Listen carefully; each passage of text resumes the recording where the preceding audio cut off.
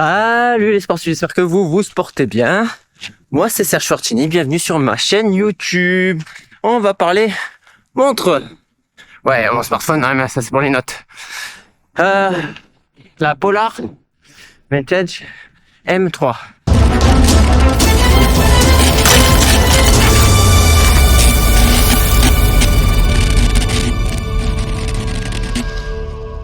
Il y a un petit peu de vent, désolé.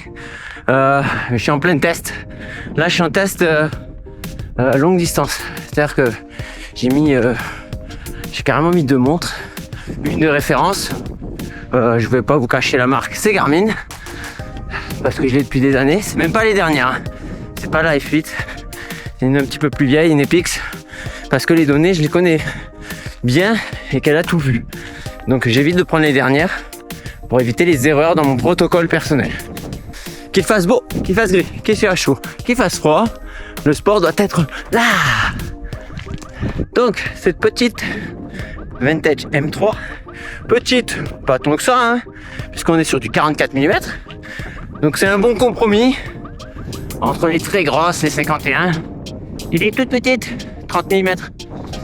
Ça va aller sur tous les poignets, j'aurais tendance à dire. On a un poids de 35 grammes sans bracelet, 50 avec. Le bracelet, lui, très confortable, assez standard, à tirette. C'est pas très pratique, mais c'est très standard. Donc tu pourras le changer très facilement. Mais ça reste facile à changer, pas besoin d'outils. Le prix, 399 €. Alors pourquoi je parle de prix très rapidement là? Parce que c'est ce qui. Désolé, je suis essoufflé. Je suis en train de monter à Saint-Baume. Parce que en fait ça va être un petit peu le sujet sur l'électronique. C'est cher pour certains budgets, pour certains foyers. Acheter une montre à 1000-1200 €, waouh, pas possible.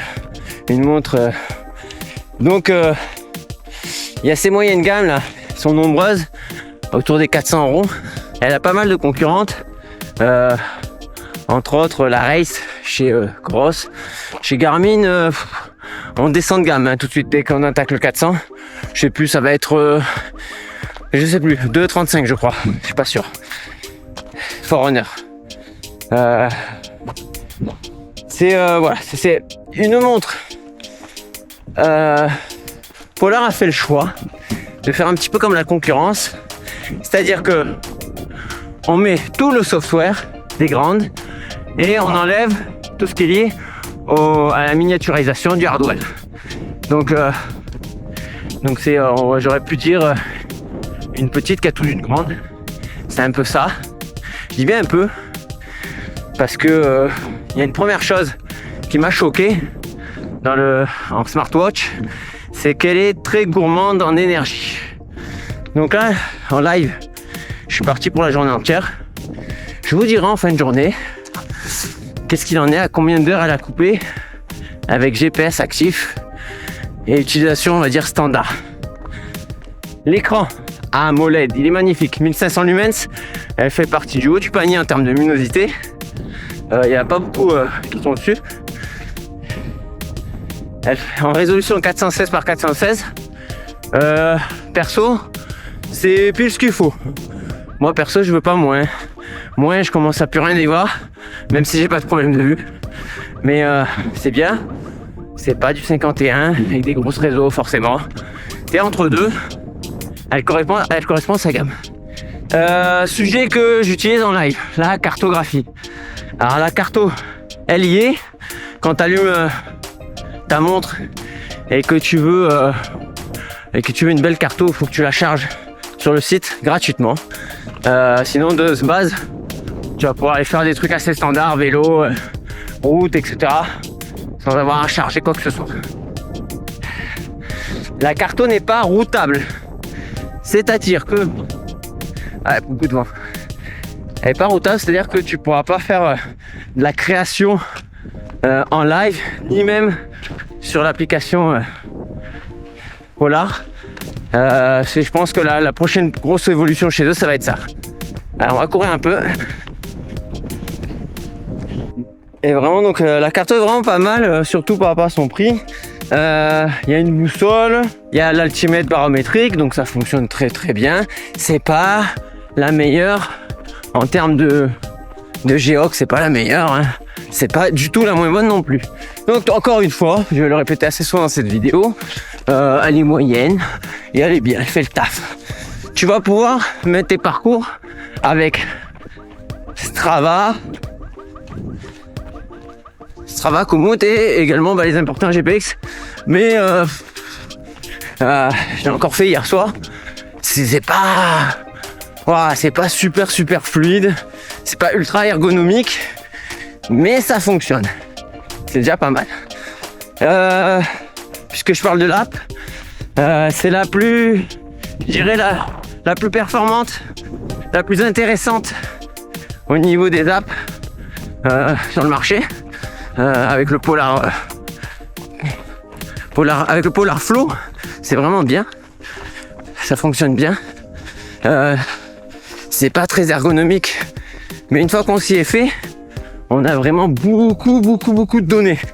Au niveau des slides en live sur la montre, c'est pas mal aussi, c'est sexy, j'aime bien.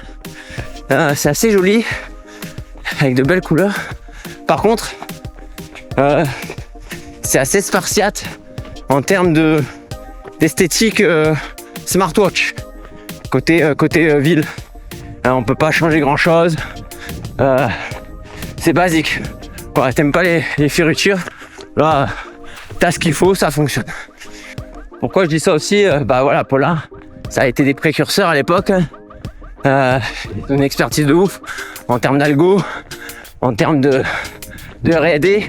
Bon, aujourd'hui, perso, je les trouve un peu suiveurs, plus que précurseurs.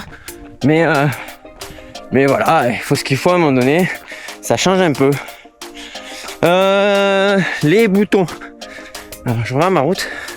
Les boutons, ils sont un peu just. C'est-à-dire que quand tu as les gants, par exemple, ils effleurent le boîtier. Et tu sais pas trop si t'appuies dessus, si t'appuies pas dessus. Le tactile, lui, marche bien. Mais les boutons, ils sont un peu trop dans le boîtier, je trouve.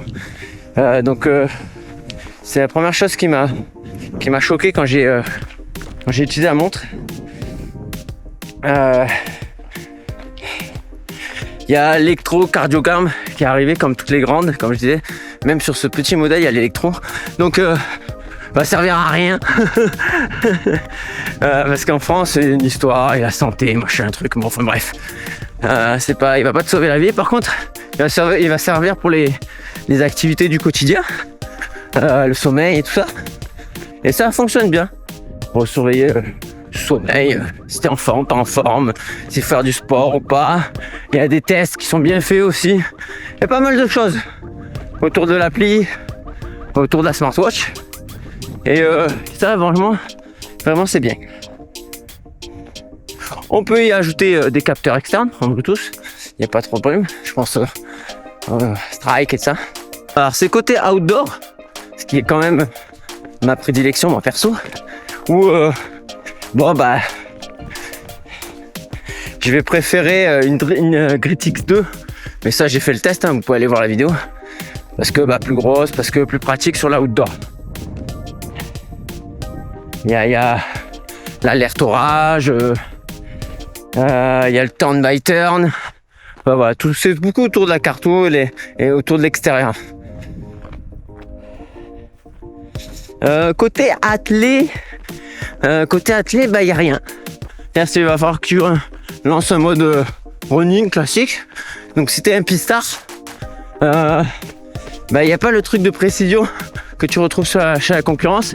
On a maintenant l'habitude de la voir chez tout le monde. Mais ça, c'est pas impossible qu'ils le mettent à l'avenir. Ça reste software. Mais moi qui fais de la piste 1 à 2 fois par semaine, je trouve que ça manque ça. Parce que c'est très précis chez la concurrence. Là, ils l'ont pas encore mis. Pas impossible qu'ils le mettent un jour.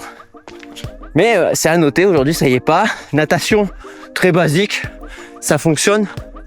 Mais il n'y a pas de pause automatique, il n'y a pas pour les exercices de jambes, un bras ou ce genre de choses.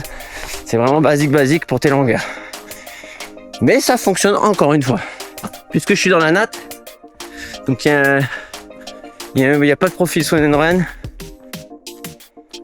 Run and bike, en fait, tu peux pas créer. Faut que tu les fasses à la mano.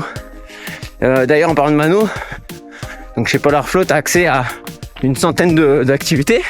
Par contre, sur la montre, tu peux en mettre que 20. J'ai dit que 20. C'est énormissime. Non, même moi, j'ai la teste sur pas mal d'activités. J'ai pas réussi à utiliser sur une vingtaine. De toute façon, après, c'est un peu du copier-coller. Ça, vous le savez. Chez tout le monde, chez tous les constructeurs, c'est juste côté sympa d'avoir le nom de ton activité, quoi. C'est tout. Ça va pas plus loin. Mais il y a le triathlon. En finesse, musculation, il y a même une espèce de... Il y a une algo qui calcule ton temps de repos et ce que tu as à faire par rapport à tes muscles. Je vais être tout à fait honnête avec vous. J'ai pas bien saisi le fonctionnement. Mais à approfondir, je le mettrai sur les réseaux sociaux ou en commentaire. Je ferai le test. Ça, je ferai le test un petit peu plus approfondi sur la muscu. Ça m'interpelle. L'autre jour, je faisais ma séance, j'ai vu qu'il y avait cette option. Donc, cette Vintage M3. Conclusion. Avant d'avoir la pluie, là, j'ai l'impression. Elle est bien. Elle est bien. Son prix est moyen. Et son utilisation est moyenne. Vous allez me dire, Serge, tu sers à rien. Ouais, c'est vrai. Non, pour moi, ils se sont pas trompés. Il n'y a pas d'erreur. Ils n'ont pas révolutionné le game. Mais elle est mignonne. Ah, il y a une deuxième couleur, je vous l'ai pas dit. Je vous le dis maintenant.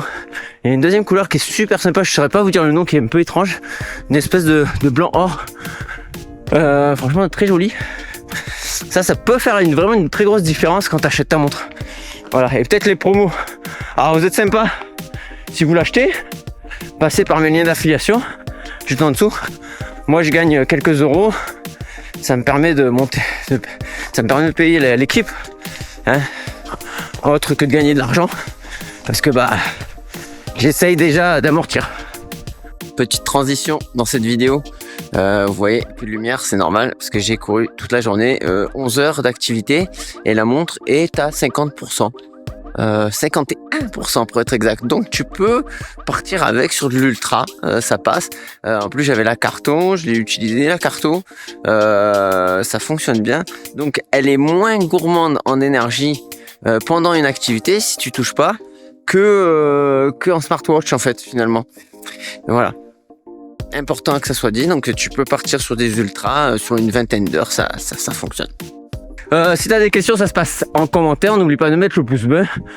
Je vous dis bonbon et saucisson. Sportez-vous bien surtout.